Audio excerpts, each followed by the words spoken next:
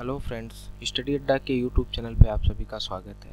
आज के इस हम एमसीक्यू टाइप के क्वेश्चंस में मृदा से संबंधित क्वेश्चंस के बारे में चर्चा करेंगे।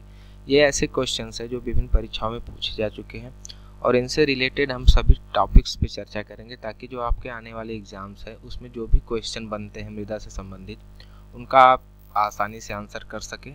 तो चलिए आज की ये क्लास शुरू करते हैं। आज का हमारा फर्स्ट क्वेश्चन है, ऊंचे क्षेत्रों में लैटेराइट मृदा की रचना होती है। ऑप्शन ए है क्षारीय, ऑप्शन बी है हमारा लवणी, ऑप्शन सी है अम्लीय और ऑप्शन डी है हमारा संतुलित। तो देखिए फ्रेंड्स, यहाँ पे हमारा ऑप्शन सी सही है, अम्लीय। यहाँ पे ऑप्शन सी सही होने का ये मुख्य कारण ये है कि जो हमारी लैटेराइट मृदा होती है इसका निर्माण उच्च तापमान और भारी वर्षा वाले क्षेत्रों में होता है। यहाँ पे जो है जो उच्च तापमान वाले और भारी वर्षा वाले क्षेत्र हैं, यहाँ पे उष्णकटिबंधीय प्रकार की वर्षा पाई जाती है और वर्षा के कारण जो वर्षा का जल है उससे होने वाले निच्छालन की क्रिया के कारण इसमें पाई जाने वाली चूना और सिलिका के कण निच्छालित हो जाते हैं और इसमें बचता केवल क्या है, लोहे के ऑक्साइड और एल्युमिनियम के कण शेष रह जाते हैं, जिसके कारण ही इसकी प्रकृति अम्लीय होती है। ये मृदा देखा जाए तो अपेक्षाकृत कम उपजाऊ होती है और ये उपजाऊ इसमें केवल जो वृक्षों वाली फसल है उसकी खेती की जाती है, जैसे कि काजू। और जो हमारा तमिलनाडु है, आंध्र प्रदेश है, कर्नाटका है, केरल है, इन क्षेत्रों में काजू की खेती मुख्य रूप से की जाती है और ये भारत के लगभग 1.26 लाख वर्ग किलोमीटर क्षेत्र में फैली हुई है। पूर्वी घाट पे इसका विस्तार है, पश्चिमी घाट पे इसका विस्तार है। केरल हो गया हमारा, कर्नाटका है, तमिलनाडु है, उड़ीसा है और जो पश्चिम बंगाल के क्षेत्र हैं इसमें इसका विस्तार पाया जाता है। और इस मिट्टी का जो वर्तमान में सर्वाधिक उपयोग होता है वो ईंट बनाने के लिए किया जाता है। इस मिट्टी का जो है उपयोग ईंट बनाने के लिए किया जाता है। इसके विपरीत जो हमारी क्षारीय और लवणी मृदाएं हैं, इनमें केशिका क्रिया के कारण धरातल पर जो है सोडियम, कैल्शियम और मैग्नीशियम, इन तीनों के सल्फेट तथा कार्बोनेट बन जाते हैं, जिसके कारण इस मिट्टी की प्रकृति जो है क्षारीय होती है। और ऐसी मिट्टियों को बनने का जो दूसरा कारण है, जो पंजाब और उत्तर प्रदेश के नहर सिंचित क्षेत्र हैं तथा उच्च जल स्तर वाले क्षेत्र हैं, उनमें इस प्रकार की अनुर्वर मिट्टियां जो हैं उनका निर्माण हो गया है। इनको अनुर्वर मिट्टी कहते हैं, जैसे रेह, कल्लर, ऊसर, राथड़, थूर, चोपन आदि नाम से भी इसको पुकारते हैं।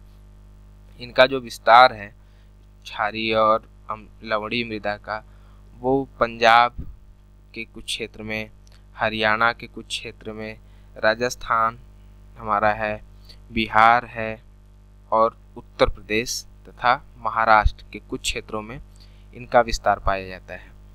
तो इसलिए यहाँ पे हमारा ऑप्शन सही हो गया सी। और बाकी ये जो ऑप्शन और ए और बी है इनके बारे में भी हमने चर्चा कर ली। चलिए आज देखते हैं हमारा नेक्स्ट क्वेश्चन, लैटेराइट मिट्टियाँ पाई कहाँ जाती हैं। ऑप्शन ए है भारी वर्षा वाले प्रदेश में, ऑप्शन बी है मरुस्थल में, ऑप्शन सी है उष्णकटिबंधीय प्रदेश में और ऑप्शन डी है हमारा आर्द्र तथा शुष्क जलवायु वाले उष्णकटिबंधीय क्षेत्रों में। तो पिछले क्वेश्चन में हमने चर्चा की है फ्रेंड्स कि लैटेराइट मिट्टियों के निर्माण के लिए उच्च तापमान और भारी वर्षा वाले क्षेत्रों की आवश्यकता होती है। तो इसलिए हमारा ऑप्शन यहाँ पे सही होगा डी, आर्द्र तथा शुष्क जलवायु वाले उष्णकटिबंधीय क्षेत्र, क्योंकि यहाँ पे वर्षा पर्याप्त मात्रा में होती है। और इनका जो विस्तार है लैटेराइट मिट्टियों का, इसके बारे में भी हमने पिछले क्वेश्चन में चर्चा कर ली है, फिर भी मैं एक बार बता देता हूँ आपको। इनका विस्तार है केरल, तमिलनाडु, कर्नाटका, आंध्र प्रदेश, उड़ीसा और पश्चिम बंगाल। इसके विपरीत जो हमारा ऑप्शन ए है भारी वर्षा वाले प्रदेश, इसमें हमारी पर्वतीय मिट्टियों का विस्तार पाया जाता है। और ऑप्शन बी जो हमारा मरुस्थलीय क्षेत्र है, मरुस्थलीय क्षेत्र में मरुस्थलीय जो हमारी मिट्टी है अनुपजाऊ टाइप की, उसका विस्तार पाया जाता है मरुस्थलीय क्षेत्र में। और जो हमारा उष्णकटिबंधीय क्षेत्र है, उष्णकटिबंधीय क्षेत्र में हमारा विस्तार होता है काली मृदा का। उष्णकटिबंधीय क्षेत्र में हमारा विस्तार पाया जाता है काली मृदा का। तो चलिए चलते हैं अगले नेक्स्ट क्वेश्चन पे हम। भारत में सबसे व्यापक रूप से पाई जाने वाली मृदा है, ऑप्शन ए है मरु मृदा, ऑप्शन बी है लैटेराइट, ऑप्शन सी है हमारा जलोढ़ मिट्टी और ऑप्शन डी है काली मिट्टी। तो देखिए फ्रेंड्स, जो भारत का सर्वाधिक मृदा है वो जलोढ़ मिट्टी है, क्योंकि जो उत्तर भारत का मैदानी क्षेत्र है उसमें सर्वाधिक जलोढ़ मिट्टी ही पाई जाती है। और उत्तर भारत का जो मैदान है हमारा, वो सबसे ज़्यादा विस्तृत क्षेत्र है, और इसलिए यहाँ पे जो मिट्टी पाई जाती है जलोढ़ मिट्टी, उसका भी विस्तार सर्वाधिक है। और हमारे जलोढ़ मृदा का लगभग 43.4% क्षेत्र पर विस्तार पाया जाता है। जो भारत का क्षेत्रफल है उसके 43.4% भाग पर हमारा जलोढ़ मिट्टी पाई जाती है, तथा लैटेराइट मिट्टी हमारे देश के 3.7% भाग पर पाई जाती है। और काली मिट्टी हमारी जो है वो देश के 15.2% भाग पर पाई जाती है। और इनका विस्तार तो हम लोग चर्चा कर ही चुके हैं। लैटेराइट मिट्टी का विस्तार जिन जिन क्षेत्रों में है, लैटेराइट हमारी जो है पाई जाती है कर्नाटका, केरला, तमिलनाडु, आंध्र प्रदेश, उड़ीसा, पश्चिम बंगाल कुछ क्षेत्रों में। और जबकि हमारी काली मृदा पाई जाती है महाराष्ट्र, सर्वाधिक रूप से महाराष्ट्र के क्षेत्रों में। मरु मृदा हमारी है वो राजस्थान के क्षेत्रों में पाई जाती है। जलोढ़ मृदा जो हमारी है वो पंजाब, हरियाणा, उत्तर प्रदेश, बिहार, पश्चिम बंगाल के कुछ क्षेत्रों में भी पाई जाती है। और इस प्रकार गुजरात के भी कुछ क्षेत्रों में इसका विस्तार है। तो चलिए चलते हैं हम अपने नेक्स्ट क्वेश्चन पे। पर्वतीय स्लोपों पर मृदा अपरदन को किस प्रकार नियंत्रित किया जा सकता है? ऑप्शन ए है वन रोपण द्वारा, ऑप्शन बी है सोपान कृषि, ऑप्शन सी है पट्टीदार खेती, ऑप्शन डी है हमारा समोच्च रेखीय जुताई। तो देखिए फ्रेंड्स, जो पर्वतीय स्लोप होते हैं इस पे मृदा अपरदन रोकने के लिए सबसे अच्छा जो माना जाता है, सबसे अच्छी प्रकार की खेती वो है समोच्च रेखीय जुताई। जो हमारी पट्टीदार खेती है वो भी पर्वतीय स्लोपों पर ही मृदा अपरदन को रोकती है, लेकिन ये इसके अपेक्षा कम प्रभावी मानी जाती है। और सोपान कृषि दोनों जो है समोच्च रेखीय जुताई का ही एक रूप है, लेकिन इसके अपेक्षा कम रूप से नियंत्रित कर सकते हैं, प्रभावी कम है। इसके विपरीत जो हमारा वन रोपण है, वन रोपण की क्रिया जो है शुष्क और अर्धशुष्क क्षेत्रों में मृदा अपरदन को रोकने के लिए की जाती है। चलिए फ्रेंड्स, हमारा नेक्स्ट क्वेश्चन देखते हैं। भारत के उत्तरी मैदान की मृदा सामान्यतः कैसे बनी है? ऑप्शन ए है तलावचन द्वारा, ऑप्शन बी है तलोचन द्वारा, ऑप्शन सी है स्वस्थानीय अपक्षयण द्वारा, और ऑप्शन डी है हमारा अपरदन द्वारा। देखिए फ्रेंड्स, इस क्वेश्चन को करने से पहले हमको सबसे पहले ये जानना है कि जो तलावचन की क्रिया होती है वो क्या है, तलोचन क्या है, स्वस्थानीय अपक्षयण क्या है और अपरदन क्या है। तलावचन से तात्पर्य है कि जब मैदानी क्षेत्र या जो भी क्षेत्र है वहाँ से बहने वाली नदियाँ वहाँ की मिट्टी को काट कर वहाँ का तल जो है उसको नीचा कर दे, गड्ढा कर दे वहाँ पे, तो ये क्रिया हमारी तलावचन कहलाती है। ये जल द्वारा भी हो सकती है, वायु द्वारा भी हो सकती है।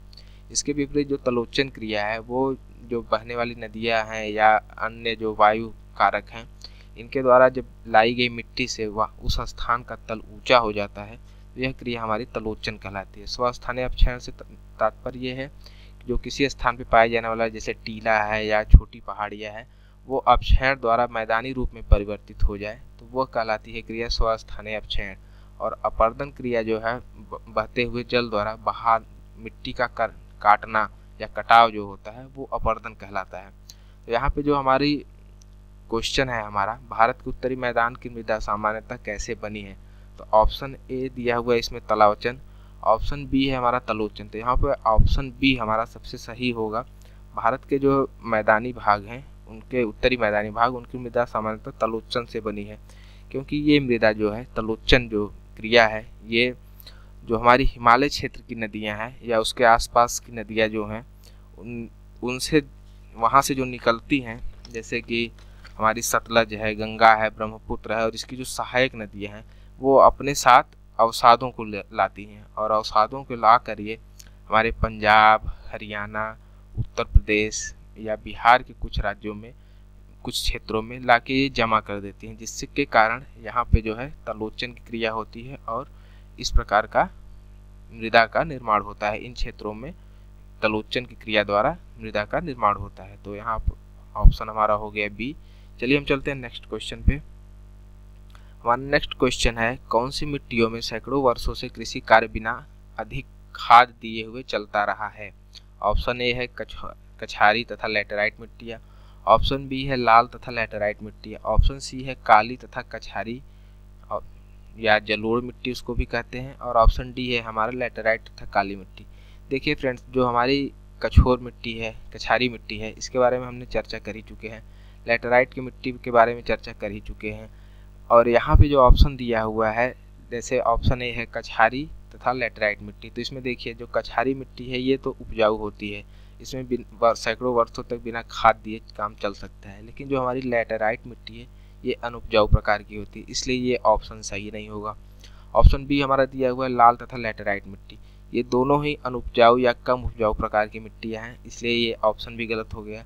ऑप्शन सी हमारा दिया हुआ है काली और कछारी मिट्टी, तो देखिए काली मिट्टी और कछारी मिट्टी ये दोनों मिट्टियाँ ही हमारी उपजाऊ प्रकार की हैं, इसी कारण जो है ये ऑप्शन हमारा सर्वाधिक उपयुक्त है। जबकि इसके विपरीत फिर वही ऑप्शन डी है लैटेराइट तथा काली मिट्टी, तो इसमें जो हमारी लैटेराइट मिट्टी है वो कम उपजाऊ है, इसलिए ऑप्शन हमारा ये गलत होगा। और इनका विस्तार क्षेत्र जो है वो आप लोग जानते ही हैं। चलिए नेक्स्ट क्वेश्चन पे चलते हैं। निम्नलिखित में से कौन सी मृदा कपास की खेती के लिए सर्वाधिक उपयुक्त है? ऑप्शन ए है काली मृदा, ऑप्शन बी है लाल मृदा, ऑप्शन सी है लैटेराइट मृदा, ऑप्शन डी है हमारी पर्वतीय मृदा। देखिए ऑप्शन जो हमारा इसमें काली मृदा है वो हमारी कपास की खेती के लिए सर्वाधिक उपयुक्त मानी जाती है। उसका मुख्य कारण ये है कि इसकी रासायनिक संरचना, जो काली मिट्टी की रासायनिक संरचना है, इसमें चूना, लोहा, मैग्नीशियम और एल्युमिनियम के तत्वों की अधिकता होती है और ये तत्व कपास की खेती के लिए सबसे आवश्यक होते हैं। इसी कारण से ये काली मिट्टी जो है हमारी मृदा कपास की खेती के लिए सर्वाधिक उपयुक्त होती है। और इसका ये जो रासायनिक संरचना है काली मृदा की, वो इसकी उत्पत्ति काल में घटने वाली घटनाएं थी उनके कारण ही हुआ है, क्योंकि काली मिट्टी का जो निर्माण हमारे क्रिटेशियस काल में बेसाल्टिक लावा के चादरी निक्षेप और उसके विखंडन से हुआ है। तो इसी कारण इसमें जो है मैग्नीशियम, एल्युमिनियम, लोहा, चूना तत्व की अधिकता होती है। और जबकि हमारी लैटेराइट मृदा जो है ये पर्याप्त रूप से उपजाऊ है नहीं। चलिए हम चलते हैं नेक्स्ट क्वेश्चन पे। और हमारी काली मृदा का विस्तार क्षेत्र आपको बता दें, सर्वाधिक ये पाई जाती है महाराष्ट्र के क्षेत्रों में, और कपास की खेती भी हमारी सर्वाधिक महाराष्ट्र के क्षेत्र में ही होती है। तो ये हमारा हो गया इसका विस्तार क्षेत्र। जबकि हमारी जो लैटेराइट मिट्टी है, यहाँ अन्य ऑप्शंस के बारे में भी चर्चा कर लेते हैं। जो हमारी लैटेराइट मिट्टी है ये पर्याप्त रूप से उपजाऊ नहीं होती है। और जो हमारी पर्वतीय मृदा है, पर्वतीय मृदा हमारी सरंध्र युक्त होती है, इसमें कंकड़ पत्थर भी पाए जाते हैं और इनकी गहराई भी कम होती है, जो कि कपास की खेती के लिए अनुपयुक्त होती है। और इसी के साथ जो हमारी लाल मृदा है, इसमें नाइट्रोजन, फास्फोरस और ह्यूमस की कमी पाई जाती है, और इन तत्वों की कमी के कारण लाल मृदा भी हमारी कपास की खेती के लिए उपयुक्त नहीं है। तो हमारा ऑप्शन यहाँ पे हो गया सही ए, काली मिट्टी। इसका हम लोग विस्तार क्षेत्र देख लिए, महाराष्ट्र के कुछ क्षेत्र में है, कर्नाटक के कुछ क्षेत्रों में पाया जाता है। तो चलिए चलते हैं हम अब नेक्स्ट क्वेश्चन पे। निम्नलिखित में से वह कौन सी फसल है जो जलोढ़ मिट्टी में उगती है तथा जिसके लिए प्रचुर मात्रा में पानी की आवश्यकता होती है? ऑप्शन ए है चाय, ऑप्शन बी है गेहूँ, ऑप्शन सी है चावल, ऑप्शन डी है मूंगफली। तो यहाँ पे हमारा सही ऑप्शन होगा सी, ऑप्शन सी चावल, क्योंकि चावल एक उष्णकटिबंधीय फसल है। चावल एक उष्णकटिबंधीय फसल है और यह गर्म तथा आर्द्र जलवायु के लिए सबसे उपयुक्त होती है। और जो हमारी जलोढ़ मिट्टी है वो इसमें पानी की पर्याप्त मात्रा रहती है और ये पानी का रखने में ये सक्षम होती है। इसी कारण ये जो उष्णकटिबंधीय क्षेत्र है उसमें जलोढ़ मिट्टी का अधिक विस्तार होता है और जिसके लिए सबसे उपयुक्त फसल है चावल। चावल जो हमारा है वो सबसे उपयुक्त है। और इनका जो है विस्तार तो आप जानते ही है किन किन क्षेत्रों में है। ये है हमारे पंजाब है, उत्तर प्रदेश का क्षेत्र है, बिहार का क्षेत्र है, पश्चिम बंगाल का क्षेत्र है। इन क्षेत्रों में जो है दोमट जलोढ़ मिट्टी का विस्तार पाया जाता है और यहाँ पे चावल की सर्वाधिक खेती भी होती है। हमारा नेक्स्ट क्वेश्चन है, लोनी और क्षारीय मृदा का भारत में एक अन्य नाम है। लोनी और क्षारीय मृदा का एक अन्य नाम क्या है? यहाँ ऑप्शन ए है रेगर, ऑप्शन बी है बंगर, ऑप्शन सी है कल्लर तथा ऑप्शन डी है हमारा खादर। तो फ्रेंड्स यहाँ पे देखिए जो ऑप्शन सी है हमारा कल्लर, लोनी और क्षारीय मृदा का भारत में एक अन्य नाम कल्लर भी है। इसके विपरीत जो हमारी बंगर मृदा है, इसे हम प्राचीन जलोढ़ मिट्टी जो हमारी होती है, जो पुराने जलोढ़ है जो बहुत पहले से निर्मित हो चुके हैं, उसे हम बांगर कहते हैं, बंगर। और जो हमारा खादर है, ये जो नवीन जलोढ़ मिट्टी है जिनका जल्दी में ही निर्माण हुआ है, उसे हम खादर कहते हैं। इसके विपरीत जो हमारी रेगर मिट्टी है, ये रेगर मिट्टी, हम काली मृदा को भी रेगर मिट्टी कहा जाता है। तो यहाँ पे ऑप्शन हमारा सी होगा, कल्लर मृदा। और हमारा नेक्स्ट क्वेश्चन है, व्यर्थ भूमि के अंतर्गत अधिकतम क्षेत्र वाला राज्य कौन सा है। तो व्यर्थ भूमि से देखिए हमारा तात्पर्य होता है जो उपजाऊ न हो, जो जिसपे कृषि कार्य न किया जाता हो। तो यहाँ पे ऑप्शन ए दिया हुआ राजस्थान, ऑप्शन बी है गुजरात, ऑप्शन सी है मध्य प्रदेश और ऑप्शन डी है हमारा जम्मू कश्मीर। यहाँ पे हमारा सर्वाधिक सही उत्तर जो होगा वो राजस्थान होगा, क्योंकि व्यर्थ भूमि तो इन राज्यों में भी पाई जाती है, किंतु सबसे अधिक व्यर्थ भूमि हमारी राजस्थान राज्य में पाई जाती है, क्योंकि यहाँ पे मरुस्थलीय जो भूमि है उसका विस्तार सर्वाधिक है। और जो मध्य प्रदेश, गुजरात और जम्मू कश्मीर है, इसमें राजस्थान के अपेक्षाकृत कम व्यर्थ भूमि पाई जाती है। हमारा अगला ऑप्शन है फ्रेंड्स, मृदा की लवणता मापी जाती है। ऑप्शन ए है चालकता मापी से, ऑप्शन बी है हमारा आर्द्रता मापी से, ऑप्शन सी है साइक्रोमीटर से और ऑप्शन डी है वृद्धि मापी से। तो यहाँ पे हमारा जो सही ऑप्शन है वो है ए, चालकता मापी से। चालकता मापी से मृदा की लवणता मापी जाती है, जबकि आर्द्रता मापने के लिए और इसी का एक अन्य नाम या इसी का एक प्रकार है साइक्रोमीटर। तो यहाँ पे हमारा सही ऑप्शन होगा ऑप्शन ए, चालकता मापी। चलिए चलते हैं नेक्स्ट क्वेश्चन पे। भारत के भूभाग के कितने प्रतिशत भाग पर वर्ष में 75 सेंटीमीटर से कम वर्षा होती है। भारतीय जो भूभाग है उस पर कितने प्रतिशत भाग है, उसमें 75% से कम वर्षा होती है। यहाँ ऑप्शन ए है 35%, ऑप्शन बी है 45%, ऑप्शन सी है 40% और ऑप्शन डी है हमारा 30%। तो देखिए जो भारत की जलवायु है ये उष्ण मानसूनी प्रकार की है, जिसके कारण कहीं पे वर्षा अधिक होती है तो कहीं पे कम होती है, कहीं पे सूखा रहता है। इसलिए जो भारत के भूभाग हैं इनको विभिन्न प्रतिशत के रूप में बांट दिया गया है। जो हमारे 75% से कम वर्षा वाले क्षेत्र हैं वो लगभग 35% क्षेत्र आते हैं भारत के। और हमारा नेक्स्ट क्वेश्चन है फ्रेंड्स, वायुमंडल में प्रायः गर्मी कहाँ से आती है।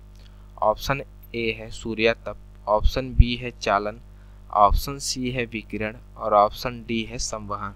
तो देखिए फ्रेंड्स यहाँ पे इन क्रियाओं को जानना ये है क्या सबसे जरूरी है। मुख्य रूप से ऑप्शन ए, जब सूर्यातप होता है तो सूर्यातप ही मुख्य रूप से आता है पृथ्वी पर, उसी से गर्मी मिलती है, सूर्यातप से ही ताप मिलता है। लेकिन जो सूर्यातप हमारा आता है ये सीधे ना आकर ये हमारे पास विकिरण के रूप में आता है।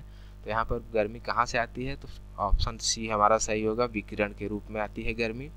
और ये लघु विकिरण के रूप में हो सकती है और दीर्घ विकिरण के रूप में भी हो सकती है।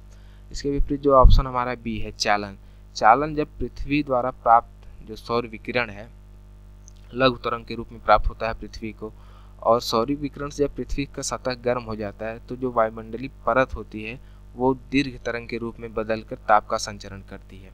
जो वायुमंडलीय परत होती है जो विकिरण के कारण धरातल गर्म होने के पश्चात धरातल के संपर्क में आती है तो ये दीर्घ विकिरण के रूप में ताप का संचरण करती है। और पृथ्वी की संपर्क में आने वाली वायु जो होती है वो धीरे धीरे गर्म होती है तथा निचली परत धीरे धीरे पहले गर्म होती है, निचले परत के संपर्क में आने वाली जो हमारी ऊपरी परत है वो भी गर्म हो जाती है। तो इस प्रकार जो ताप का संचरण होता है वो चालन क्रिया कहलाती है। ताप का संचरण जो होता है वो हमारी चालन क्रिया कहलाती है। और जो हमारी संवहन क्रिया है, जब पृथ्वी के संपर्क में आने वाली वायु गर्म होकर सीधे ऊपर उठती है, लंबवत रूप से जब ऊपर उठती है तो इसे लंबवत तापन की प्रक्रिया कहते हैं और इसे ही हम संवहन भी कहते हैं। क्योंकि जब ये ऊपर होकर उठती है, जो पृथ्वी के संपर्क में वायु आती है और तो वायुमंडल में ताप का संचरण करती है, ऊपर उठती है तो ताप का संचरण करती है। क्योंकि ये गर्म होकर ऊपर उठी तो जो ऊपर की भारी वायु है वो नीचे आके धरातल के संपर्क में आती है और गर्म होती है। तो इस प्रकार की क्रिया हम जो लंबवत तापन की क्रिया होती है उसे हम संवहन कहते हैं। तो चलिए यहाँ पे ऑप्शन तो हमारा कंफर्म हो गया कि आंसर हमारा है सी, विकिरण के द्वारा। हमारा नेक्स्ट क्वेश्चन है, भारत के धान के प्रदेश सेंटीमीटर से अधिक वर्षा वाले क्षेत्रों में स्थित है। ऑप्शन ए है हमारा 120, ऑप्शन बी है हमारा 140, ऑप्शन सी है हमारा 100 और ऑप्शन डी है हमारा 80। तो देखिए जो भारत के धान के प्रदेश है वो 100 सेंटीमीटर से अधिक वर्षा वाले क्षेत्रों में स्थित है। क्योंकि जो हमारी धान की फसल है उसके लिए हमें जलोढ़ मिट्टी और पर्याप्त वर्षा की आवश्यकता होती है, और जो कि हमारा जो 100 मीटर का क्षेत्र है उसमें पर्याप्त रूप से ये परिस्थितियाँ पाई जाती हैं। और धान के लिए हम लोग पिछले क्वेश्चंस में भी चर्चा कर ली है धान के विषय में कि कैसी फसल है क्या है, तो आप लोग उसको ध्यान में रखिएगा पिछले क्वेश्चंस को। तो यहाँ पे ऑप्शन तो हो जाएगा हमारा सी।